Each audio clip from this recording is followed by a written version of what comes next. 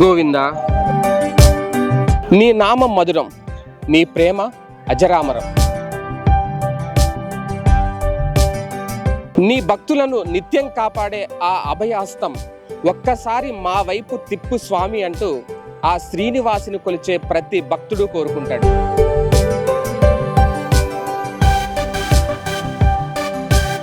తిరుమల వెళ్ళి ఆ స్వామి వారిని దర్శించుకొని తమ జన్మ సార్థకం చేసుకుంటారు. కానీ అంత దూరం వెళ్ళలేని భక్తుల మాట ఏంటి? అందుకే సాక్షాత్తు శ్రీ వెంకటేశ్వర స్వామి వారు ఆ 7 కొండలు దిగి అమరావతికి వచ్చేశారు. భక్తులకు తన దర్శన భాగ్యం కల్పిస్తూ ఈ ప్రాంతమంతా ఆధ్యాత్మిక శోభతో విరాజింపచేస్తున్నారు. అచ్చం తిరుమలలో దర్శనమిచ్చినట్టే స్వామివారు ఇక్కడ కూడా కనిపిస్తారా? అమరావతిలో తిరుమల తిరుపతి దేవస్థానం ఆధ్వర్యంలో నిర్మించిన ఈ ఆలయం ఎక్కడుంది? అమరావతిలోని వెంకటపాలెంలో కొలువుదీరారు. భక్తులకు తన దర్శన భాగ్యం కల్పిస్తూ ఈ ప్రాంతమంతా ఆధ్యాత్మిక శోభతో విరాజింపచేస్తున్నారు.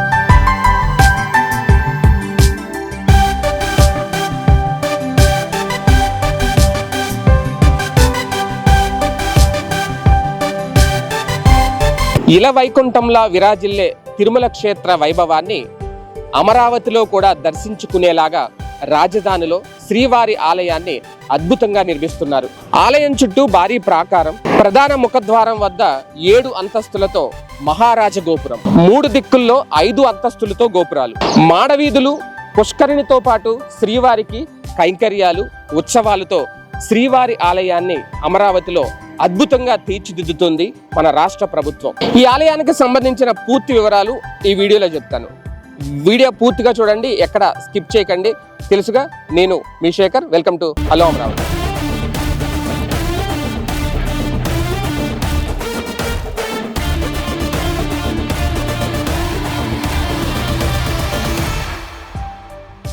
అమరావతి రాజధాని నిర్మాణ పనులతో సమాంతరంగా శ్రీవారి ఆలయాన్ని 185 కోట్లతో పూర్తి స్థాయిలో అభివృద్ధి చేస్తున్నారు. వాస్తవానికి ఈ ఆలయం 7 ఏళ్ల ముందే ప్రభుత్వం నిర్మించాలని భావించింది. వెంకటపాలెం వద్ద సీడ్ యాక్సిస్ రోడ్డుకి కృష్ణా కరకట్టకి మధ్యలో 25 ఎకరాల్లో మొత్తం 226 కోట్ల అంచనాతో తిరుమలను తలపించేలా శ్రీవారి ఆలయం రూపుదిద్దుకుంటుంది.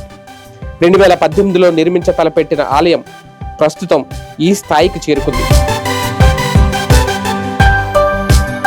ఈ ఆలయం కృష్ణా నదీ తీరంలోని ఒక ఆధ్యాత్మిక ఒయాసిస్. ఆంధ్రప్రదేశ్లోని పవిత్ర కృష్ణా నది ప్రశాంత తీరాన నెలకొని ఉంది.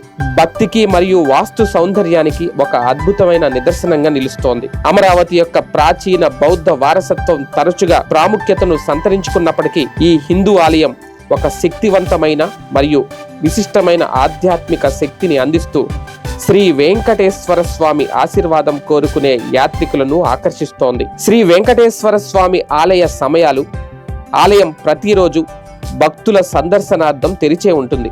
సాధారణంగా దర్శన సమయాలు ఉదయం 6 గంటల నుంచి మధ్యాహ్నం 12 గంటల వరకు ఉంటాయి. సాయంత్రం మళ్ళీ 4 గంటల నుండి 8 గంటల వరకు స్వామివారిని దర్శనం చేసుకోవచ్చు.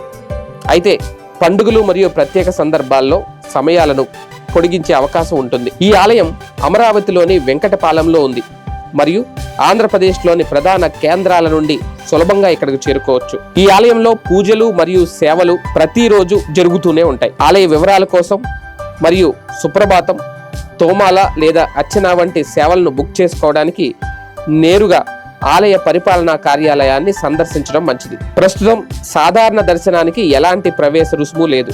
అయితే నిర్దిష్ట సేవలు మరియు ప్రత్యేక దర్శన టికెట్లకు ఖర్చులు ఉండే అవకాశం ఉంది. చాలా హిందూ దేవాలయాల్లో ఎలా ఉంటాయో ఇక్కడ కూడా సంప్రదాయబద్ధమైన దుస్తులు ధరించడం మంచిది. షార్ట్స్ మరియు స్లీవ్లెస్ టాప్స్ ధరించడం మానుకోండి అనేది హిందూ భక్తులు చెబుతున్న మాట. అంతేకాదు, ఆలయ ప్రాంగణంలోకి ప్రవేశించే ముందు మీ పాదరక్షలను ఆలయం వెలుపలే తీసివేయాల్సి ఉంటుంది. అక్కడ సురక్షితమైన కౌంటర్లు కూడా అందుబాటులో ఉంచారు. ప్రస్తుతం తిరుమల తిరుపతి దేవస్థానం అమరావతి అంటే వెంకటపాలెంలోని శ్రీ వెంకటేశ్వర స్వామి ఆలయానికి ఒక భారీ విస్తరణ ప్రణాళికను ప్రకటించింది. ఈ కొత్త అభివృద్ధిలో భాగంగా ఒక భవ్యమైన రెండవ ప్రాకారం, అదనపు గోపురాలు మరియు పవిత్రమైన కట్టడాలు నిర్మిస్తున్నారు. ఇక రెండవ ప్రాకారం ప్రణాళికలో గ్రాండ్ ఎక్స్పెన్షన్ ప్రస్తుతం ఉన్న ఆలయం చుట్టూ బయటి ప్రాకారం ఆల్రెడీ నిర్మించారు. దీంతో ఆలయ సముదాయం గణనీయంగా విస్తరిస్తోంది. ఈ వాస్తు శిల్ప సాంప్రదాయాన్ని, ఆధునిక భక్తి మౌలిక సదుపాయాలను మేళవిస్తూ తిరుమల శైలి రూపకల్పనను దగ్గరగా కనిపిస్తోంది. అంతేకాదు గంభీరమైన గోపురాలు భక్తులను ఆకట్టుకుంటాయి. తూర్పు వైపున ఉన్న 7 అంతస్తుల మహారాజ గోపురం ప్రధాన ప్రవేశ ద్వారంగా పనిచేస్తుంది. ఆలయ వాస్తు వైభవాన్ని మరింత పెంచేలా ఉత్తరం, దక్షిణం, పడమర వైపులా 5 అంతస్తుల వాయు గోపురాలను నిర్మించనున్నారు. తమిళనాడు ప్రాంతం నుంచి తీసుకొచ్చిన black stones, first class granites తమిళనాడులోని నమక్కల్ అనే ప్రాంతం నుంచి తీసుకొచ్చారు. గుడి లోపల కూడా పవిత్ర నిర్మాణాలు చేపడుతున్నారు. కొత్త ప్రాకారం లోపల ఒక హనుమాన్ ఆలయం మరియు ఒక ఉత్సవ మండపం నిర్మించనున్నారు. మహారాజగోపురం వైపు ముఖంగా ఒక కోనేరు కూడా ఉంది. దానినే స్వామివారి పుష్కరిణిగా పిలుస్తారు. వెంకటపాలెం తిరుమల క్షేత్రంగా పిలువబడే శ్రీ వెంకటేశ్వర స్వామివారి ఆలయంలో మరికొన్ని ప్రత్యేకతలు కూడా చూద్దాం. శ్రీవారి బ్రహ్మోత్సవాలు సైతం ఇక్కడ నిర్వహించేందుకు వాహనాలను సిద్ధం చేశారు. శుక్ర, శని, ఆదివారాల్లో స్వయంగా తిరుమల నుంచి లడ్డూలు తెప్పించి పంపిణీ చేస్తారు. నిత్య అన్నదాన కార్యక్రమం ఇప్పటికే కొనసాగుతోంది.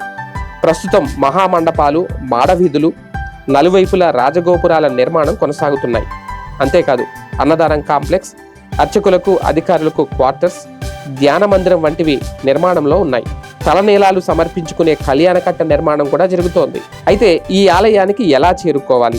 ఈ ఆలయానికి సుమారు 50 కిలోమీటర్ల దూరంలో విజయవాడ అంతర్జాతీయ విమానాశ్రయం ఉంది. అక్కడి నుంచి ట్యాక్సీని అద్దెకు తీసుకొని ఇక్కడికి రావచ్చు.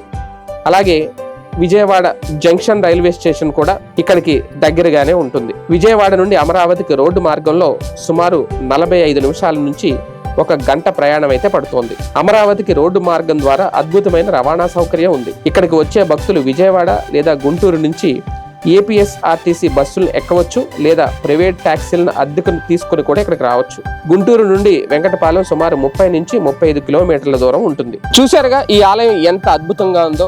తిరుమల వెళ్లి శ్రీవారిని దర్శించుకునే అనుభూతి ఇక్కడ కూడా లభిస్తోంది. అయితే తిరుమల తిరుపతి దేవస్థానం ఆధ్వర్యంలో నిర్మించిన ఈ ఆలయానికి భక్తుల రద్దీ పెరగాలంటే టీటీడీ వారు ఉచితంగా బస్సు సర్వీసులు ఏర్పాటు చేయాలి అని భక్తులు కోరుకుంటున్నారు. అంతేకాదు నిత్యం ఆర్టీసీ బస్ సర్వీసులు కూడా అందుబాటులో ఉండాలి.